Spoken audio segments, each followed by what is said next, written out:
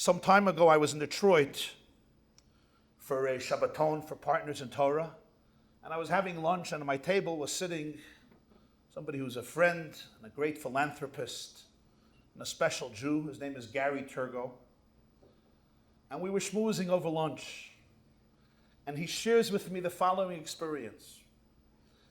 Gary, who's a Yida ben Torah, a Baal Chesed, a special man, is the chairman of Chemical Bank in Midland, Michigan.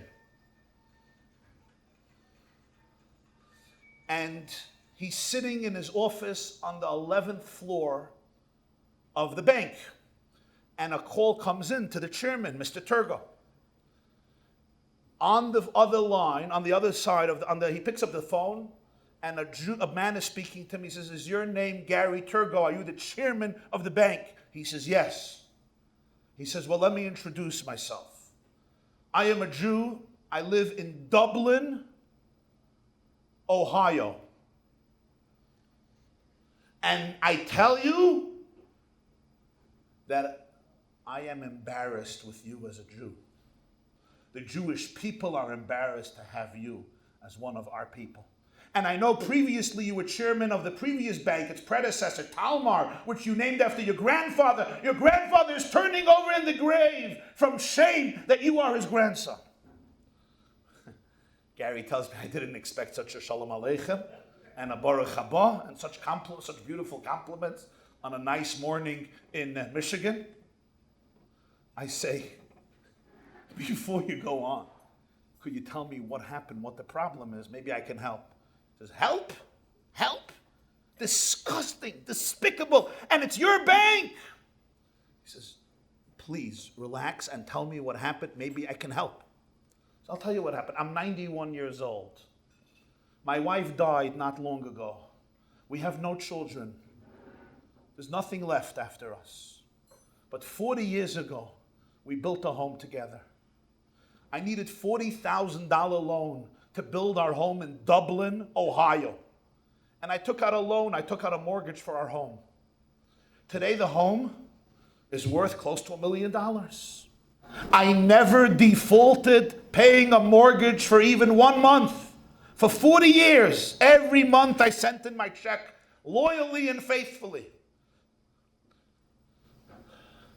8, 9 months ago, my wife died. And I got disoriented. I lost my balance, my rationality a little bit. And for a few months, I was just not taking care of basic needs. I didn't have the capability and the mental space to take care of my mail. But a few weeks ago, I opened my mail from all these months, and I saw that for the last few months, I wasn't making my payments for the mortgage. And I owed 7 payments for 7 months. So what did I do? I took a checkbook and I wrote out the full payment for all the 7 months. I explained what happened. I was disoriented. I'm sorry for delaying the payment. Here is my payment. I get a letter back from your bank. We're sorry.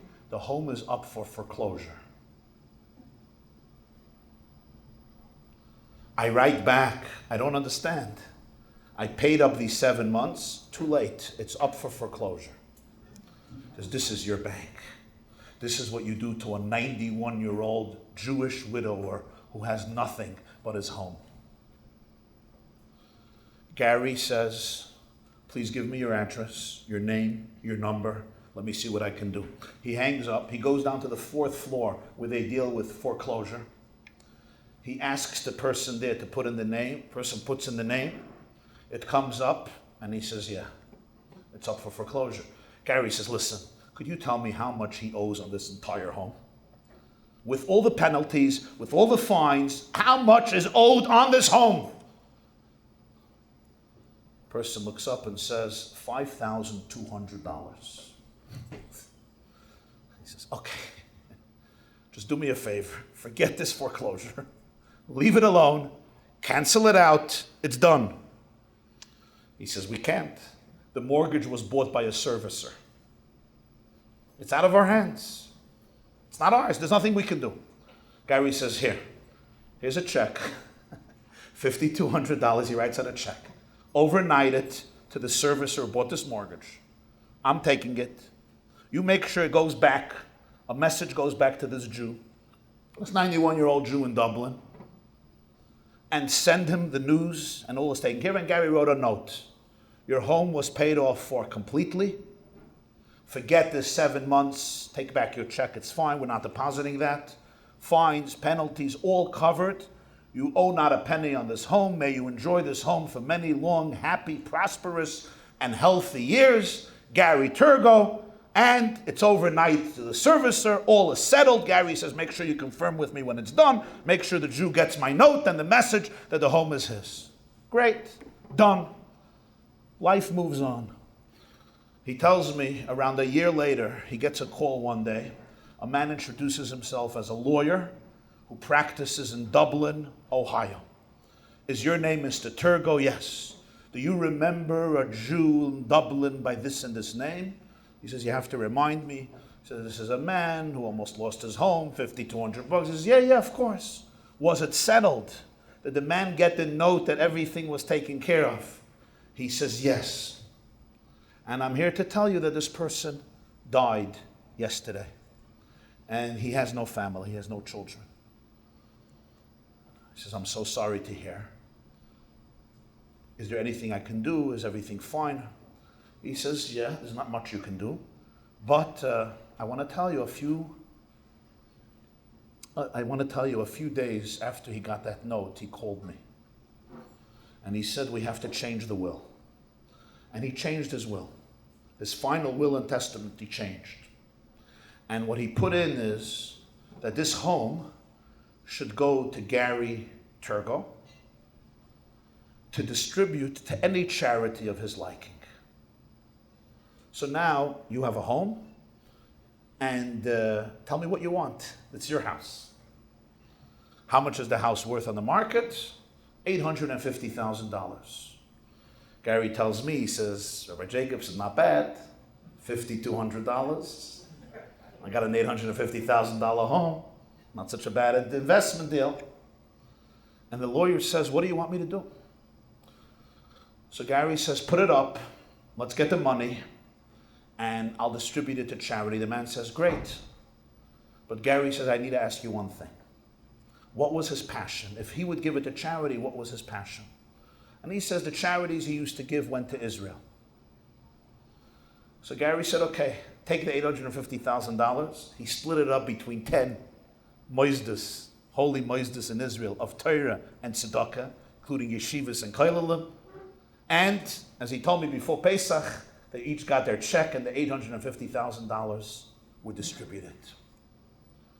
Before he gets off the phone, the lawyer says, Mr. Turgo, can I share a personal feeling? Sure. He says, I'm a Catholic man, a faithful Catholic man all my life. I read the Bible attentively and I know it well.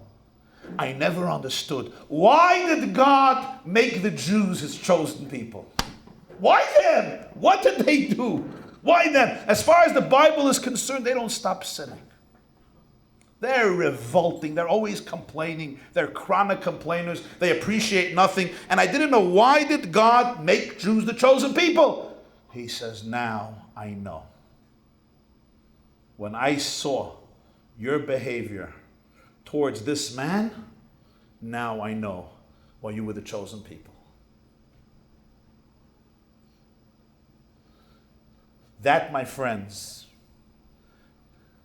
I think represents a little bit of our calling at such a moment in history when the Jewish people have a tremendous power wherever they live to influence, not only within our own circle, but literally the world.